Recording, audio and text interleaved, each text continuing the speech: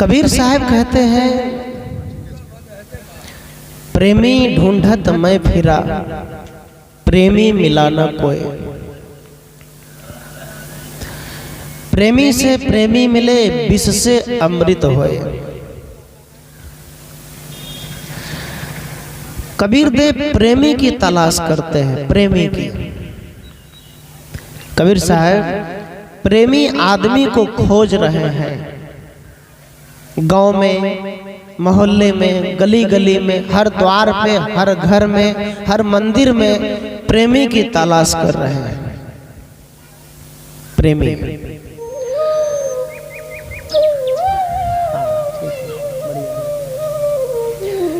प्रेमी का मतलब ये नहीं कि किसी से प्रेम करने वाला, मोह करने वाला, माया में फंसने वाला,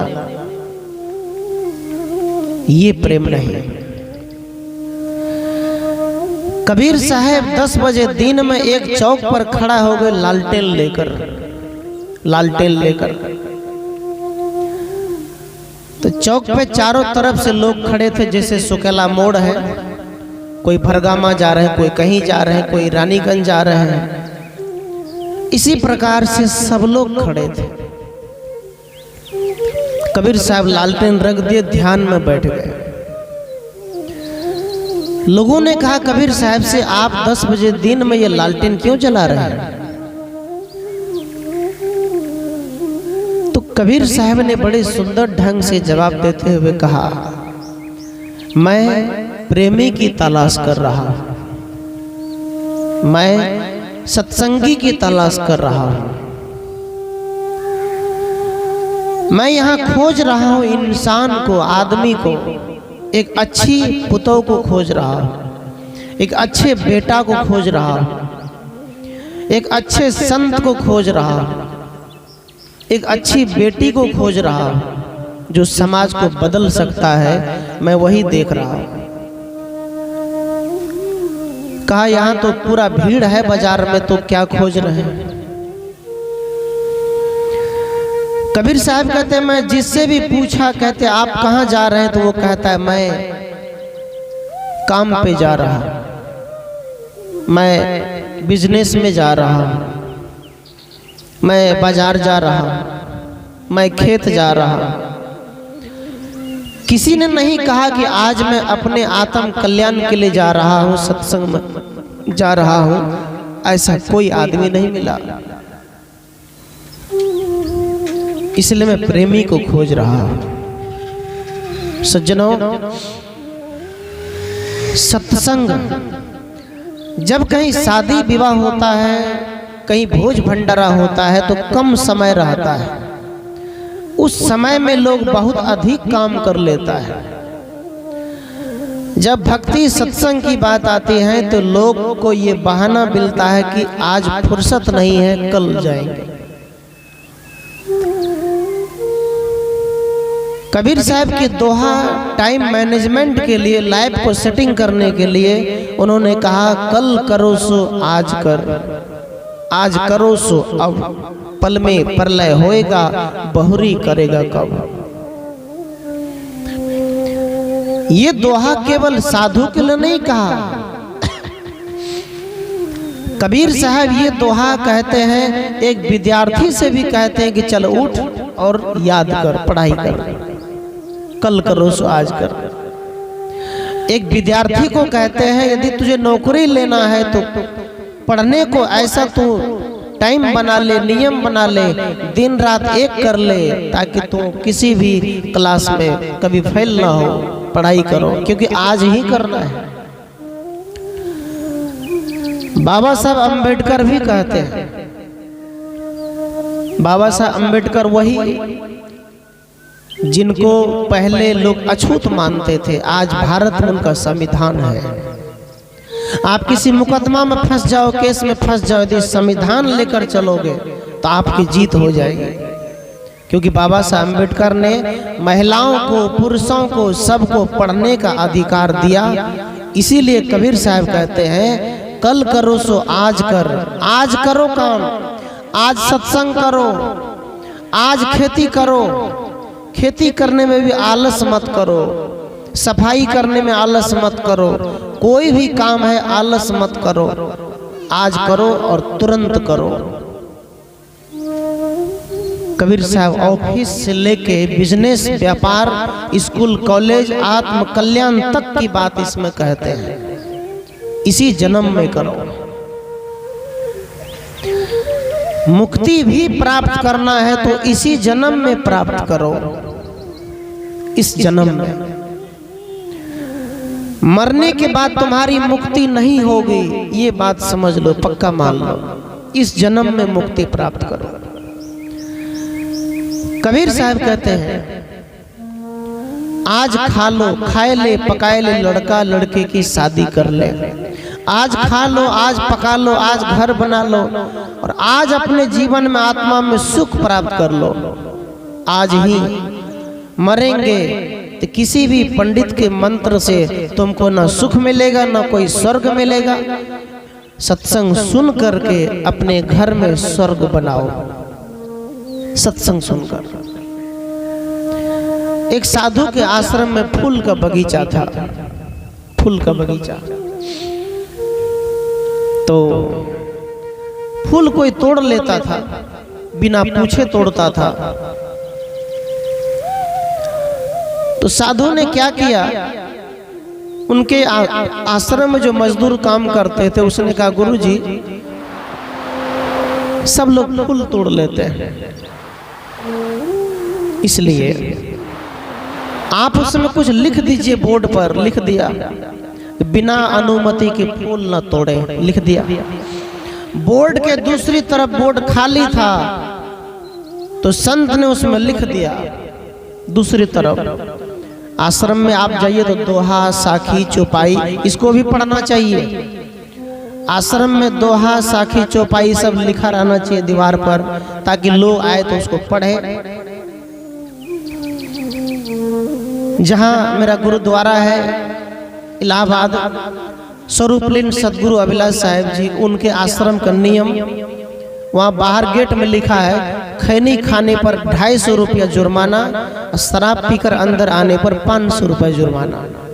जो पिएगा वहाँ दान पेटी में रख दो, यहाँ का नियम है। तो उसको पढ़ के लोग चौंक जाता है कि यहाँ नहीं पीना है। सुधर गया कि नहीं? एक अच्छी लिखावट यदि किताब में है, दीवार पर है, उसको पढ़ना चाहिए और उसके अनुसार जीवन चलना चाहिए। तो साधु ने लिख दिया, जिंदगी में जीते जी जीवन को स्वर्ग बना लो, मरने के बाद कागज पे लिखा जाएगा, कागज पे। ये बात पढ़ करके वो जो मजदूर थे उनको ये समझ में आया कि सच में संत के पास ऐसी शब्द है जो आत्मा को झकझोर के रख देता है। इसका मतलब क्या होता है? गांव में कोई भी मरता है, लक्ष्मी साहब मरे, एक कार्ड छपता है छोटा सा, वो कार्ड को लोग चीर के रखता है। जब निमंत्रण में जाते हैं कार्ड तो चीर के रखता है। क्यों? क्योंकि अभी दुनिया में आदमी नहीं है तो कार्ड का क्या मतलब, चीर के रखता है, याद रखना। लेकिन उसी कार्ड में लिखा होता है कि लक्ष्मी साहब का स्वर्गवास हो गया, फलाना बाबू का स्वर्गवास हो गया, रहता है कि नहीं? कार्ड में, कागज में। वो कहाँ लिखा होगा? किसी बाजार में, रानीगंज में, किसी मशीन में, प्रेस में, उसमें जाके लिखे होंगे कि फलना बाबू का स्वर्गवास हो गया। वो कलम से लिखा गया स्वर्ग है, कागज पे लिखा हुआ स्वर्ग है। वो स्वर्ग मनुष्य के जीवन में काम नहीं देगा। क्या देगा? चोर मरता है तो भी स्वर्गवास लिखते हैं, साधु मरता है तो भी स्वर्गवास लिखते हैं। तो स्वर्ग नरक फिर गया कौन गया? जब चोर मरा उसके नाम पे भी स्वर्ग लिख दिए तो फिर नरक में कौन गया? कोई नहीं। इसलिए सज्जनों, कागज पे लिखा हुआ स्वर्ग मनुष्य को मुक्ति नहीं देगा। ये जीवन में, ये तन मन में जब स्वर्ग लिखा जाएगा, स्वर्ग लिखने का मतलब है ये जीवन सुंदर हो जाए, इसमें प्रेम घुल जाए, सास ससुर की सेवा करने की बुद्धि दिमाग में आ जाए तो यही तो मुक्ति धाम है, यही तो स्वर्ग है। इसलिए कहा प्रेमी ढूंढत मैं फिरा, प्रेमी मिला लो गए। कबीर साहब कहते कोई भी पुजारी में नहीं मिला। मैंने पुजारी तो बहुत बनते देखा, बड़े बड़े तिलकधारी, मालाधारी, जटाधारी। अभी कुंभ मेला लगा है, बड़ा बड़ा जटा है, किसी का नाखून इतना बड़ा बड़ा है, हाथ उठा के बैठा है। लोग बोलते हैं इतना तपस्वी बाबा है, गांजा लेकर पकड़ कर बैठा है, फूंक रहा है, पी रहा है। रंग बिरंग के बाबा वहां पर मिलेगा अभी 1 महीना तक मेला में। कबीर साहब कहते हैं अगर है ज्ञान को पाना तो गुरु के शरण जा प्यारे, सदा कंद मूल खाने से, सिर पे जटा बढ़ाने से कोई मुक्ति को नहीं पाई। साहब कबीर कहते हैं यदि ज्ञान प्राप्त करना है, आत्म ज्ञान प्राप्त करना है तो कहां जाना है? कबीर साहब कहते हैं गंगा स्नान भी मत जा, किसी पोखर भी मत जा, किसी तीर्थ भी मत जा। तो कहते हैं कबीर साहब से जब आप सब जगह जाने से मना करते हैं तो आदमी जाएगा कहां, शांति कहां मिलेगी? तो कबीर साहब कहते हैं गुरु के शरण जा प्यारे, गुरु के शरण, गुरु के शरण में तुमको ज्ञान मिलेगा। गुरु के शरण में जाने वाला बंदा गरीब नहीं रह सकता है। गरीब कौन रहता है? जो गुरु के शरण जाता है, मेहनत नहीं करता है, वो गरीब रहता है। कबीर साहब को नीरू निमा ने पाला पोसा, कबीर साहब को। तो कबीर साहब ने संकल्प लिया कि नीरू निमा ने हमको पाला पोसा है तो हम इस माँ बाप की सेवा जीवन भर कर देंगे और हम करेंगे। वचन लिया और कपड़ा बुनते बुनते, कपड़ा बेचते बेचते कबीर साहब ने अच्छी सेवा की। निभा दिया कि नहीं? कबीर साहब ने निभा दिया। और कबीर साहब ने गांव में गली गली में घूमकर आज दुनिया में इस धरती पर अगर पूछा जाए तो कबीर साहब का ऐसा ज्ञान है जो कोई भी पंथ के लोग हो, जब तक उनका ज्ञान मंच पर उनकी साखी दोहा चौपाई नहीं बोलेगा तो मंच सूना हो जाता है। कबीर साहब का ऐसा ज्ञान है। कबीर साहब मनुष्य को काल से छुड़ा करके ले आता है। कबीर साहब का ज्ञान अपने आप में कोर्ट है, अपने आप में वकील है, अपने आप में जजमेंट है, वो खुद फैसला करता है। काल क्या है? अभी आपने भजन में सुना कि सपने में आया करो। कौन आया करो? गुरु जी आया करो। आजकल लोगों को सपना कुछ अलग आता है। रात में सोता है, दिन में उठता है, कहते मम्मी मुखा पर देखलियो दाढ़ी वाला कमंडल ला खड़ा रहो, हमरा डरबे रहो। ई सपना देखता है। डाइन की सपना देखता है, चुड़ैल की सपना देखता है।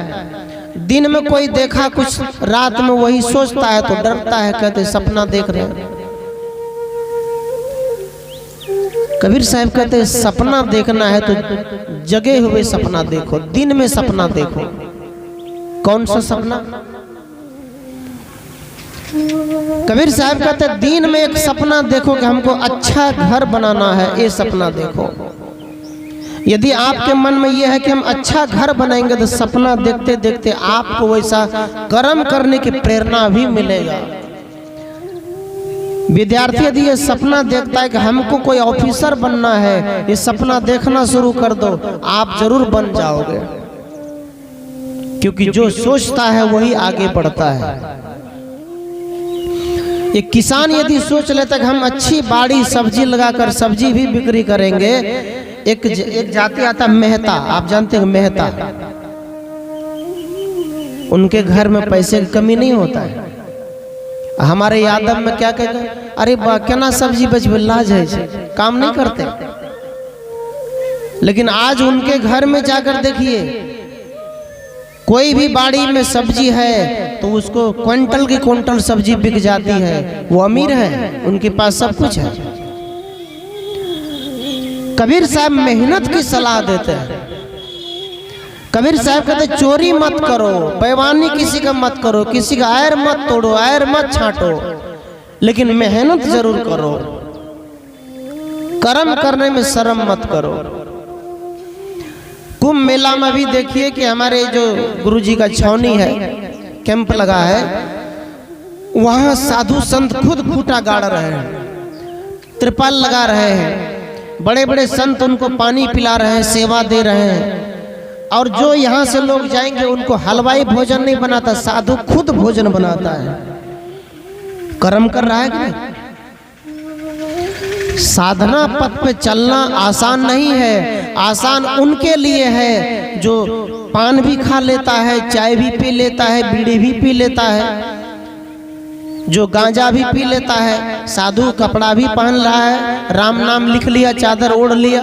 उनके लिए आसान है, लेकिन उसके जीवन में आत्मा भक्ति छू नहीं सकता है। वो किसी बच्चे को भी समझा नहीं सकता है, किसी को सही ज्ञान नहीं दे सकता है। क्यों? क्योंकि साधना नहीं है, केवल साधना के कंबल ओढ़कर बैठे हैं। इसलिए समाज की सुधार। एक साधु आश्रम में था एक लड़का, एक राजा, उसका बेटा बीमार था, उसको शुगर की बीमारी थी। तो राजा ने समझाया बेटे को, रे मत खाओ बेटा, मत खाओ, चलो मैं तुम्हें साधु के पास ले जाता हूं। साधु के पास ले गया। साधु ने कहा बेटा जाओ, 7 दिन बाद आना।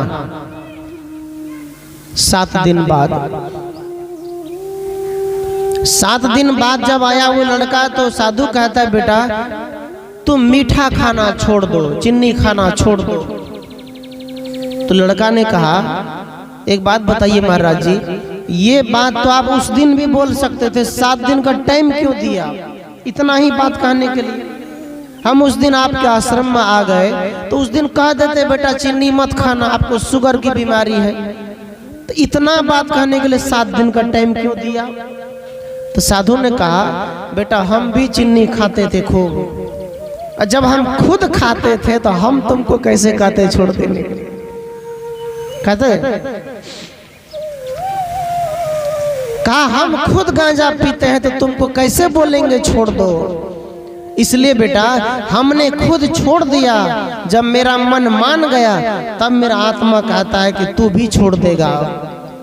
हम पहले ठीक हो जाएंगे तब समाज भी ठीक हो जाएगा।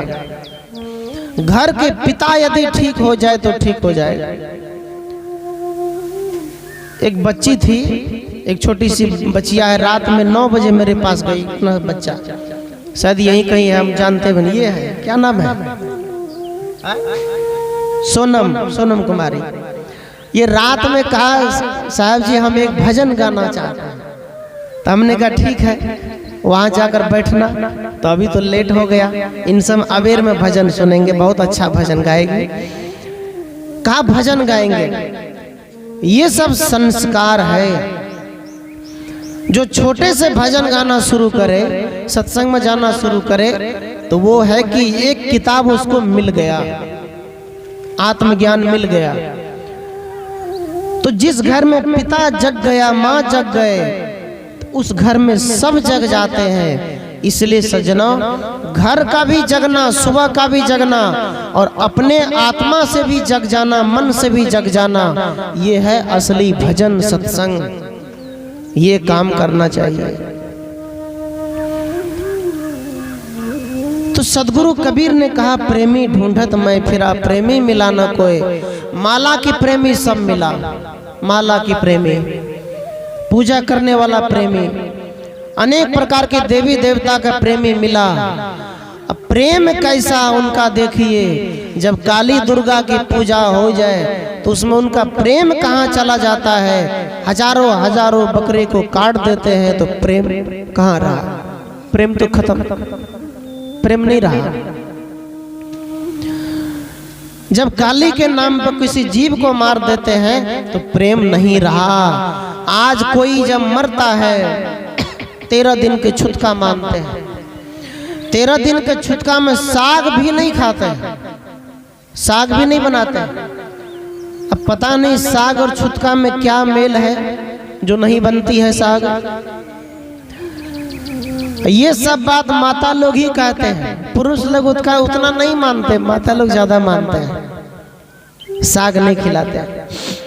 अब विचारिए आप लोग, माता जी आपके पास यदि कोई बलि देने वाला महिला आ जाए तो उसको बैठा के समझाना, कहना मत दो बलि, ये वो जीव है उसको मत काटो।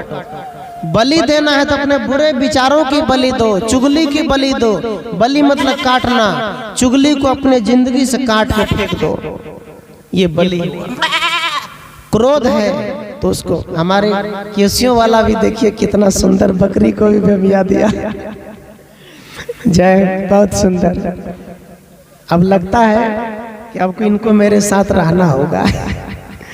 बोलो सदगुरुदेव भगवान की। तो क्या कहा, बलि देना है तो अपने बुरे विचारों की बलि दो, है कि नहीं? बुरे विचार। सज्जनों,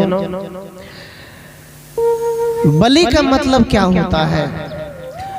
साग तो नहीं खाते हैं 13 दिन में, लेकिन आप को ये सोचना चाहिए जो काली के मंदिर बड़े बड़े पैसे आज सरकार फंड में दे रहे हैं उसको, कई संत के आश्रम में तो वहां सरकार फंड नहीं देते ज्यादा, बड़े जो जहां मंदिर है वहां देते हैं। उस मंदिर में जब हम बकरे काटते हैं तो बिचारिए उस मंदिर में छुतका लगले कि नहीं लगले कि नहीं? ईमानदारी से बोलिए।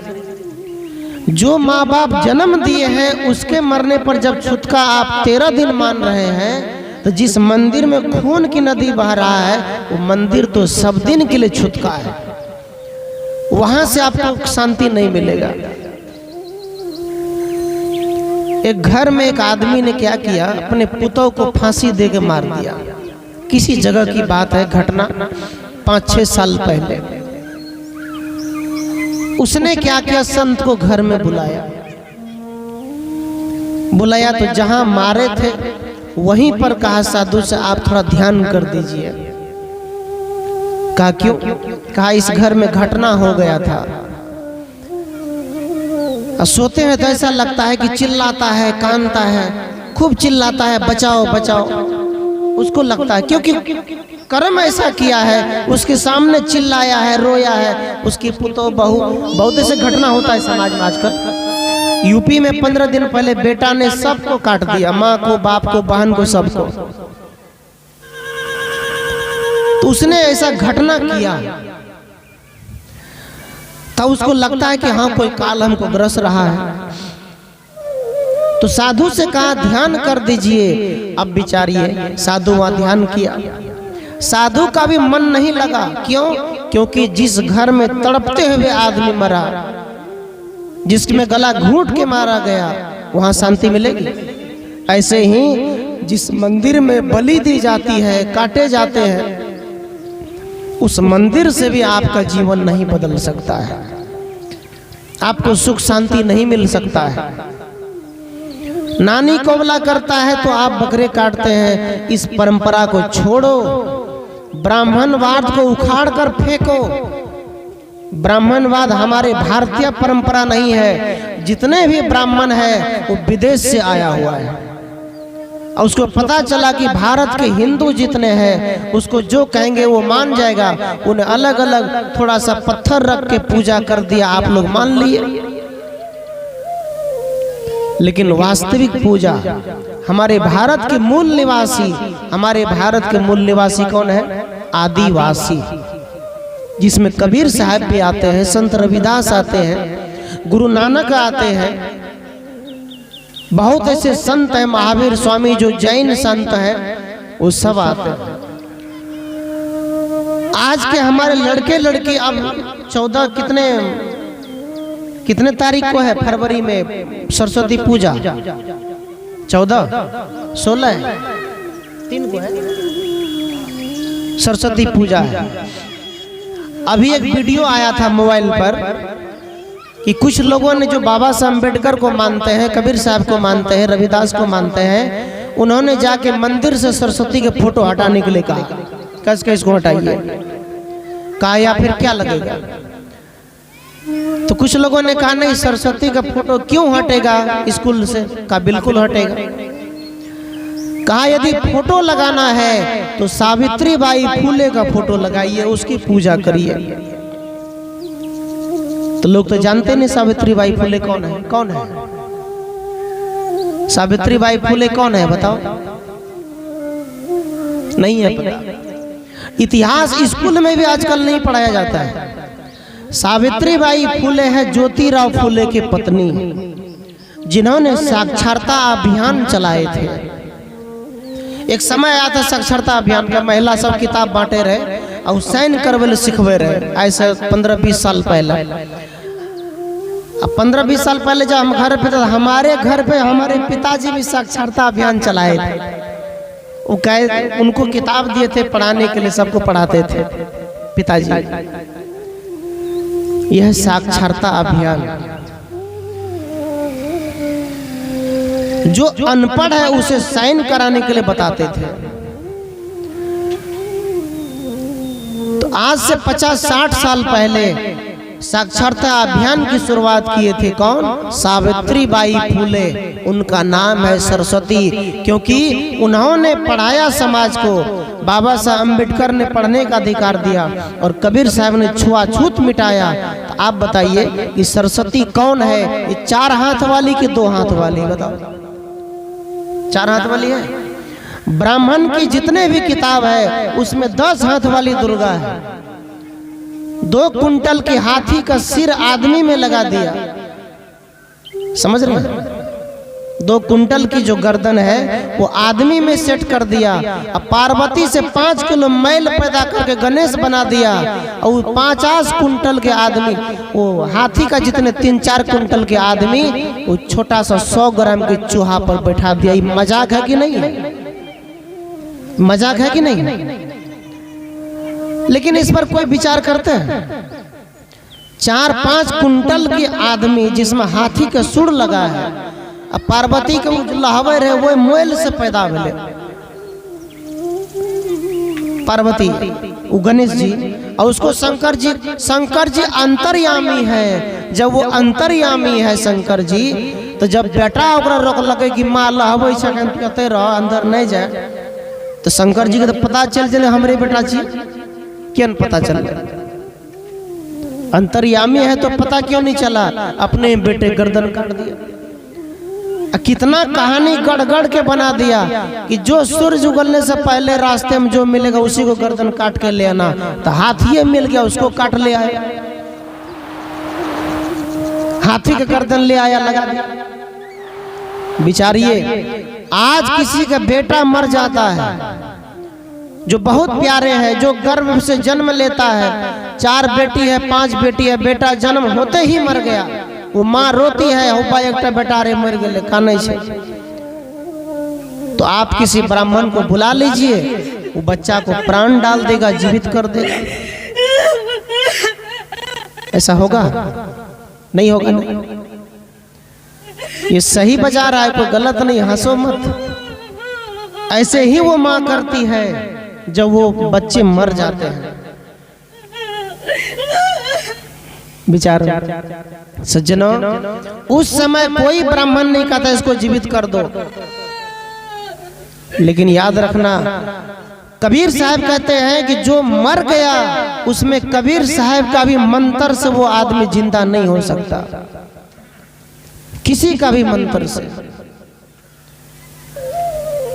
ये सही ज्ञान है, पारखी ज्ञान है। तो लोग क्या करते हैं? सरस्वती पूजा का मतलब होता है जिन्होंने आपको ज्ञान दिया वो सरस्वती है, आप उनकी पूजा करो। शिक्षक आपके सरस्वती, उनकी पूजा करो, अपने को पहचानो। तो मैं कह रहा था छुतका 13 दिन का छुतका है, और इस 13 दिन के छुतके में आप साग नहीं खाते हैं, लेकिन आप अपने माँ बाप को अपमान करते हैं कि 13 दिन घर में छुतका नहीं लगता, जमीन में छुतका नहीं लगता, उसके कोई भी चीज में छुतका नहीं लगता। साड़ी फटल है, धोती फटल है तो कहेंगे उसी में जला दो। यदि कहीं नकमुन्नी चांदी पायल है तो खोल लो, छुतका तो नहीं लगा उसमें, पैसे में छुतका नहीं लगा। इसलिए इन सारी भरम जाल को छोड़ना चाहिए, तभी असली कबीरपंथी कहलाएंगे। कबीरपंथी है तभी ब्राह्मण को नहीं बुलाएंगे, ऐसी बात नहीं है। आप संत मत वाले हैं, शिव चर्चा वाले हैं, आप तर्क करो कि हम ब्राह्मणवाद को नहीं लाएंगे, क्योंकि ब्राह्मणवाद मनुष्य को अपाहिज बना के रख दिया है, उठकर खड़ा नहीं होने देता है, अपाहिज। इसलिए सत्संग मूल चीज है। सत्संग एक ऐसी चीज है जहां से मनुष्य को स्वतः आत्मज्ञान होता है। ये काम करो। तो कबीर साहब यही प्रेमी खोज रहा है, प्रेमी ढूंढत मैं फिरा। अरे पंडितों, गोस्वामी तुलसीदास ने कहा सिया राम मैं सब जग जानी, करहु प्रणाम जोरी जुग पानी। कहा मैं पूरे संसार को राम में रूप में देखता हूँ। जब ये कहा सिया राम में सब जग जाने, तो संसार में मनुष्य से लेके मछली तक राम है, ये कहा तो उस पंडित को बकरे में राम नजर नहीं आया। क्यों नहीं आया? इसलिए कबीर साहब कहते हैं कितनी भी किताब पढ़ लो, कुछ भी कर लो, बस आत्म प्रेम जब तक नहीं होगा, पिता से प्रेम नहीं होगा, माता से प्रेम नहीं होगा, आपसी पड़ोसी से प्रेम नहीं होगा, अपने बाल बच्चे से प्रेम नहीं रहेगा, और आत्म राम से जब तक प्रेम नहीं होगा, तब तक बाहर का प्रेम झूठा है, 2 दिन का प्रेम झूठा है, वो कोई प्रेम नहीं है। बाहर के प्रेम में धोखा है, आत्म प्रेम में सुख है। आत्म प्रेम जहाँ है वहाँ चाहे पति पत्नी हो, चाहे पारिवारिक प्रेम हो, वहाँ पर धोखा नहीं होता। एक बार 2 भाई था, एक भाई पढ़ा लिखा था, एक भाई अनपढ़ था। पढ़ा लिखा भाई ने सोचा कि हम अच्छे जमीन जो अपने नाम पे कर लो, कर लिया। इसके लिए वो अनपढ़ भाई को कहा चलो भाई तुम्हारे हाथ से अंगूठा का निशान चाहिए। उसको क्या पता क्या कर रहा है, कोर्ट ले गया। तो पढ़े लिखे भाई गया वकील से बात करने के लिए, पहले उसको सिखा देगा। जब अंदर गया तो जो अनपढ़ भाई उसको कहा कि यहीं रहो, तो बैठा दिया। गर्मी का महीना था, गर्मी के समय में जो भाई अंदर गया वो चप्पल रख के गया। चप्पल कहाँ रख दिया? कोर्ट के बाहर। तो जो अनपढ़ भाई था वो भाई का चप्पल देख करके उठा कर ले आया।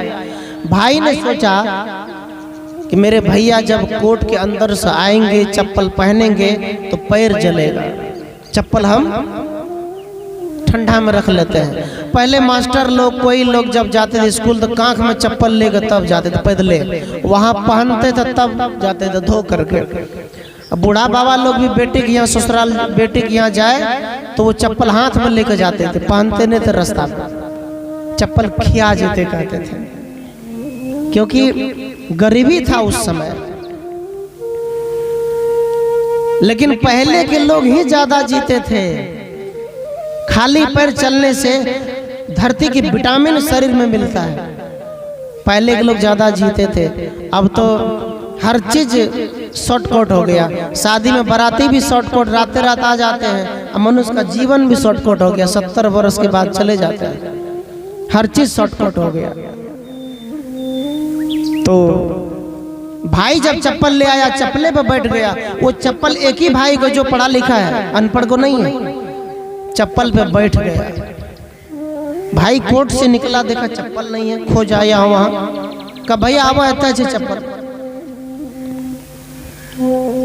तो वहां से पढ़ा लिखा भाई सोचता है कि देखो हम तो इसका जमीन अपने नाम पर कर रहे हैं, आई कितना बड़ा लालची है कि मेरा चप्पल चोरा कर वहां लेके चला गया।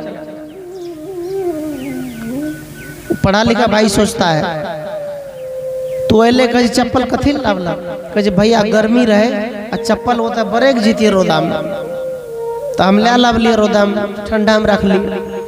इतना बात जब कहा तो पढ़े लिखे भाई के आंख से आंसू आ गए, वो रोने लग गए वहीं पर। क्यों रोने लग गए? आंसू इसलिए आ गए, वो पढ़ा लिखा भाई सोचता है ये भाई तो अनपढ़ है, हम पढ़े लिखे हैं, लेकिन हम क्या कर रहे हैं, अपने भाई की जमीन के हक मारकर, अपने भाई की जमीन के हक मारकर हम इसका हक खा रहे हैं। मेरा भाई अनपढ़ है लेकिन मेरा चप्पल के भी रक्षा कर रहा है। तब वो भाई कहता है ये मेरा भाई नहीं है, ये मेरे पिता समान है। और दोनों भाई वहां लिपट के कहा भैया हमसे गलती हो गया, क्षमा कर दीजिए। कहा की बोले, हम तो जानबूझ करे छे, बोलो। कहे नहीं अब की बता लास्ट से, ताऊ भाई सुधर गया कि नहीं, ऐसे भाई के साथ हम कभी धोखा नहीं करेंगे। किस भाई के साथ? अनपढ़ भाई के साथ। वो अनपढ़ भाई नहीं था, वो भाई सत्संग में जाते थे इसीलिए ऐसा ज्ञान था, वो भाई सत्संगी थे इसीलिए ऐसा ज्ञान था। जो पढ़ा लिखा भाई था वो सत्संगी नहीं था, स्कूल का पढ़ाई था लेकिन आत्म ज्ञान की पढ़ाई उसके पास नहीं था। इसीलिए सज्जनों उस भाई को रोना पड़ा, पछताना पड़ा। और उस दिन से दोनों भाई दोनों बराबर जमीन बांट लिया, दोनों बराबर रहने लग गए, दोनों प्रेम से रहने लग गए। सत्संग ने भाई को बदल दिया। इसलिए कबीर साहब कहते हैं मसी कागज छुओ नहीं, कलम गहो नहीं हाथ। चारों युग की महात्म कबीर मुख ही जनाई बाट। सदगुरु कबीर कहते हैं कि मैं कलम नहीं छुआ, कागज नहीं छुआ, लेकिन मैं चारों युग की बात बता रहा हूं। कबीर साहब पढ़े लिखे थे क्या उस जमाने में? एक कबीर पंथ में एक विशाल साहब है, सदगुरु विशाल साहब, पारक सिद्धांत के महान संत हो गए। उनके एक पुस्तक है विशाल वचनामृत, भवयान, 4 ग्रंथ है उनके। वो अपने खुद प्रवचन में कहे हैं कि जब प्रवचन लिखते कैसे थे पहले के लोग, किताब स्याही से, तो कहते थे विशाल सदगुरु विशाल साहब जब कुछ लिखवाना होते थे तो अपने चेला को बोलते थे, क्या बोलते थे? जो गुरु शरण न आबही फिर होत आकाज। जब देखे ये ठीक है तो कहते इसको लिख दो। इसका मतलब जो गुरु शरण न आबही फिर होत आकाज। इसका मतलब ये होता है जो गुरु के शरण नहीं आया उसका हर बार काम बिगड़ जाता है, हर बार काम बिगड़ जाता है। जो गुरु के शरण नहीं आया काम बिगड़ जाता है।